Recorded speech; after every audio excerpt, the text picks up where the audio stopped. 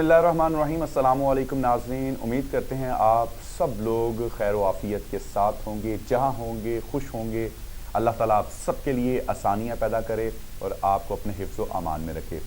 ناظرین، آج ہم بات کریں گے کہ رمضان مبارک کے بابرکت مہینے میں شیطان کو قید کر دیا جاتا ہے، اور اگر شیطان قید ہو جاتا ہے تو پھر انسان گناہ کیسے کرتا ہے۔ آج اس سینسٹیو ایشو پر بات کرنے کے لیے ہمارے ساتھ موجود ہیں عالم دین مفتی عبدالقوی صاحب۔ مفتی صاحب یہ بتائیے گا کہ کہا جاتا ہے کہ رمضان مبارک کے بابرکت مہینے میں شیطان جو ہے نا وہ قید ہو جاتا ہے۔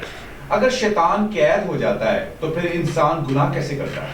بڑی عمدہ بات کی۔ یہ بھی حقیقت ہے کہ حضور کا فرمان مبارک ہے کہ شیطان کو قید کر دیا جاتا ہے، لیکن ایک اور شیطان ہے جس کا نام ہے انسان کا نفس۔ انسانی نفس کے اندر زیادہ تر شر ہے۔ آپ یاد رکھیں، شیطان کا عمل جو ہے وہ بیرونی ہے، اندرونی جو ہے وہ ہے انسان کا اپنا نفس۔